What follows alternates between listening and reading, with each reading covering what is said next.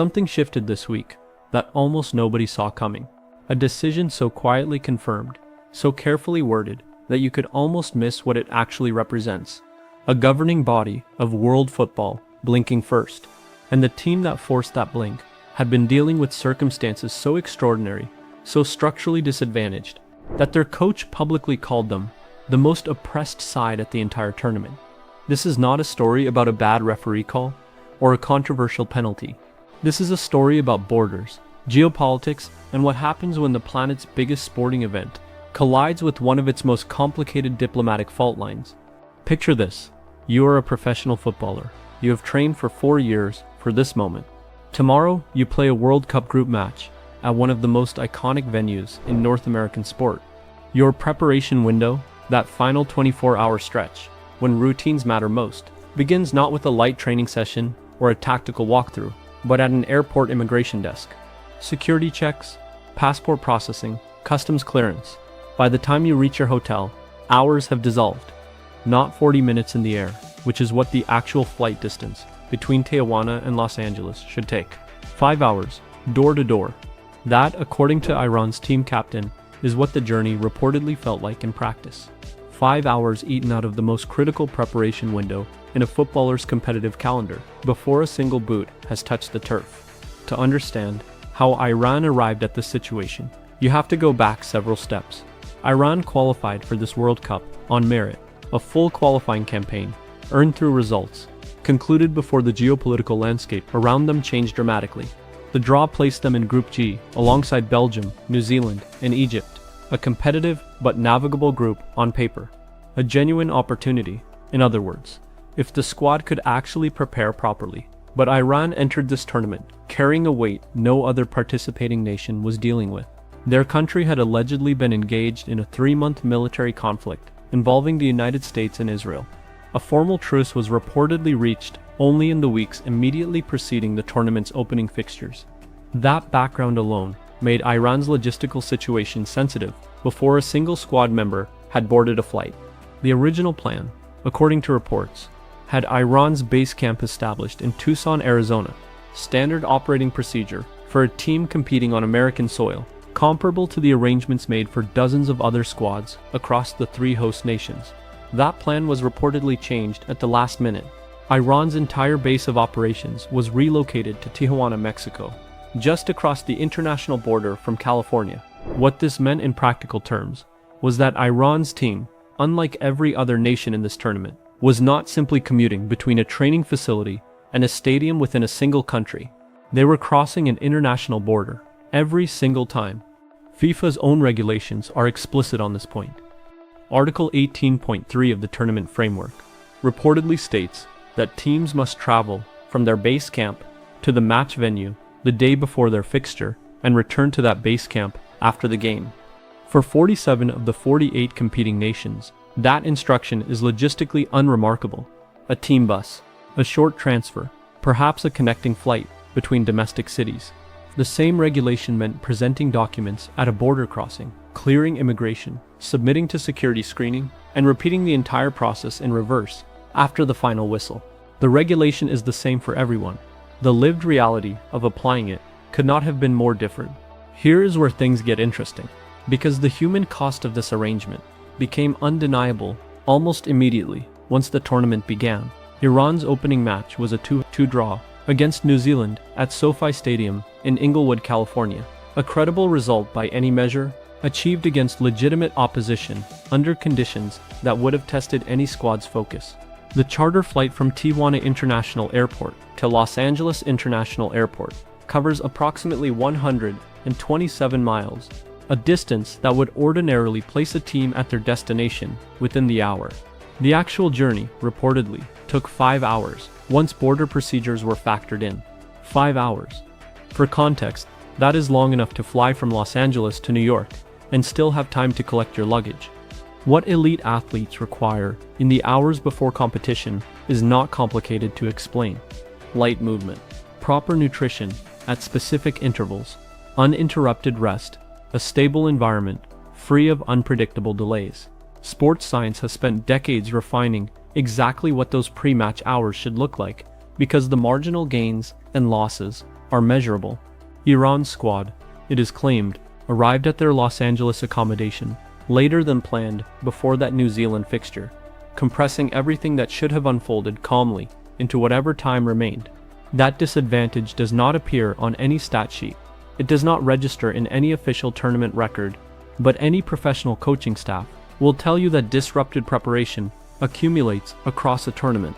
Then came the post-match revelation.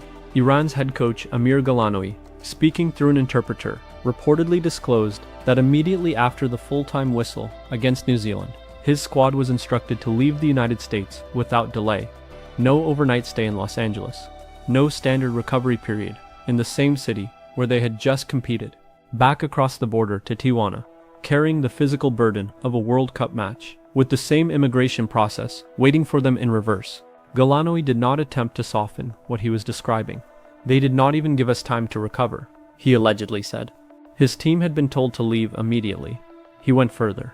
According to reports, the coach described Iran as perhaps the most oppressed team in the whole World Cup. That is not the language of a manager venting frustration at a tactical disappointment. That is a senior football official, making a formal statement about structural inequity at the sport's highest level. The difficulties, it should be noted, extended significantly beyond travel logistics. Several members of Iran's broader delegation, support staff whose roles are integral to a squad's daily functioning, were reportedly unable to obtain U.S. entry visas at all, leaving the team to operate without key personnel. One of Iran's most prominent midfielders was allegedly required to make a personal visit to the American consulate in Tijuana to renew his own visa after the opening match, a process that players competing for every other nation at this tournament are not required to navigate mid-competition. The Iranian Football Federation, additionally, alleged that ticket allocations originally designated for the squad had been revoked, and that Iranian journalists seeking to cover the tournament faced separate and reportedly significant restrictions on their media access. The atmosphere inside SoFi Stadium during that New Zealand match captured in a single frame just how layered this entire situation is. Hundreds of members of the Iranian diaspora gathered outside the venue in protest. Inside, some supporters reportedly turned their backs during the playing of the national anthem, a visible, deliberate expression of dissent toward the government. Those same supporters were notionally there to cheer. Meanwhile, the lion and sun emblem, the centerpiece of Iran's flag, prior to 1979, and a potent symbol of opposition to the current government, was reportedly displayed by fans inside the stadium, despite alleged FIFA efforts to restrict its presence.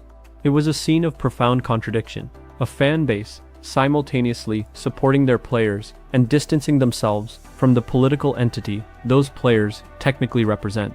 Let us make this human for a moment. Behind every logistical detail described in this video is a footballer who has dedicated years of their life to reaching this stage.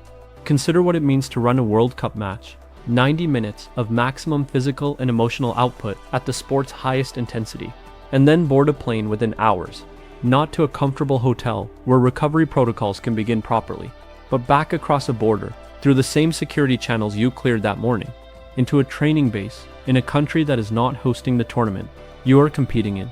The ice baths, the nutrition timing, the uninterrupted sleep, these are not luxuries at this level.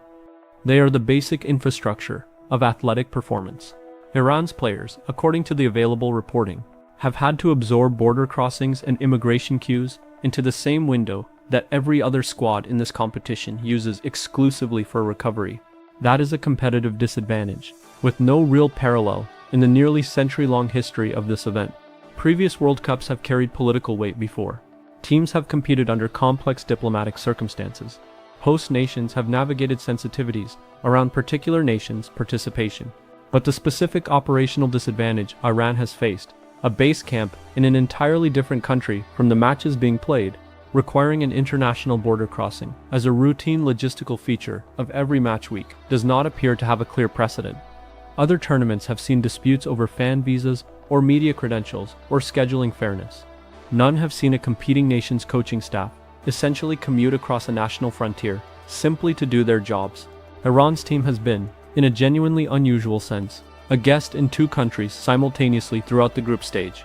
The Football Federation of the Islamic Republic of Iran formally escalated the matter filing a complaint with FIFA, specifically addressing the travel and visa protocols governing Iran's participation. Iranian officials reportedly argued that the cumulative effect of these restrictions undermined the foundational principle of sporting equity, that every team competing at this level should begin each fixture having had equivalent access to preparation and recovery. The formal complaint covered not just travel windows, but the broader pattern of access restrictions affecting staff, media, and supporters. And then the shift. Ahead of Iran's third and final group fixture, a match against Egypt in Seattle, reportedly scheduled for June 26, a confirmed change in protocol was announced. Rather than entering the United States only on the day before the match, Iran's squad would allegedly be permitted to cross the border 2 full days prior to kickoff. A tentative memorandum of understanding was reportedly reached between the relevant parties, though the details of that agreement have not been made fully public. The underlying tensions, it is claimed, remain very much present, but 2 full days of preparation time on American soil, rather than one compressed and disrupted one, represents a measurable practical difference. It is the difference between arriving and settling, rather than arriving and immediately managing a countdown. Iran's formal complaint, their coach's public statements, and weeks of mounting scrutiny appear, at minimum, to have produced this much. So now consider what comes next.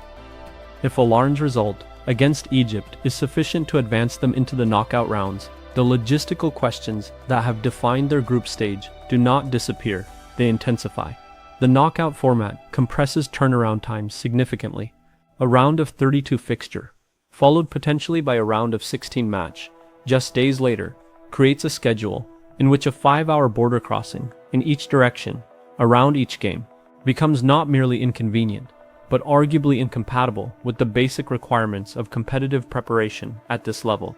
The best case is that the adjustment ahead of the Egypt match represents a genuine structural shift, that the Memorandum of Understanding reportedly reached extends through whatever remains of Iran's tournament run, and that the outstanding issues around staff visas, media access, and supporter ticket allocations are meaningfully resolved. The more uncertain scenario is that this was a single match accommodation, rather than a lasting recalibration, and that Iranian officials will find themselves renegotiating basic logistics ahead of every subsequent fixture. There is also a question here that extends beyond Iran's specific situation. Multi-nation World Cup hosting arrangements, the model that structures this tournament across 3 countries, inherently create conditions where a team's relationship with one host nation may differ fundamentally from its relationship with another. FIFA has not publicly addressed how it intends to protect a competing team's basic operational rights when geopolitical tensions exist between that team's country and one of the co-hosts. Iran's case has made that structural gap impossible to overlook. If future multinational hosting bids proceed without clearer frameworks for exactly this kind of scenario, the question of what happened to Iran at this World Cup will become a reference point that organizers cannot credibly ignore. Here's where things stand. Iran arrived at this tournament already carrying circumstances no other competing nation faced. Their base camp placed in a different country entirely. Their preparation windows reportedly disrupted by border crossings that allegedly consumed 5 hours of critical time. Their support staff partially excluded by visa restrictions. Their coach describing the squad's situation in terms of outright oppression. Their federation forced to file a formal complaint simply to be heard. And now, days before a decisive group match, there has been a confirmed, tangible change. 2 days of entry time instead of 1. A memorandum reportedly in place. Progress of a cautious and qualified kind. What do you think? Does this confirmed shift represent a genuine step towards sporting equity for Iran? Or does it look more like a minimum concession designed to quieten the noise ahead of one specific fixture? And regardless of the politics surrounding their participation, do you believe these extraordinary off-pitch circumstances have visibly affected what Iran's players have been able to produce on the pitch so far?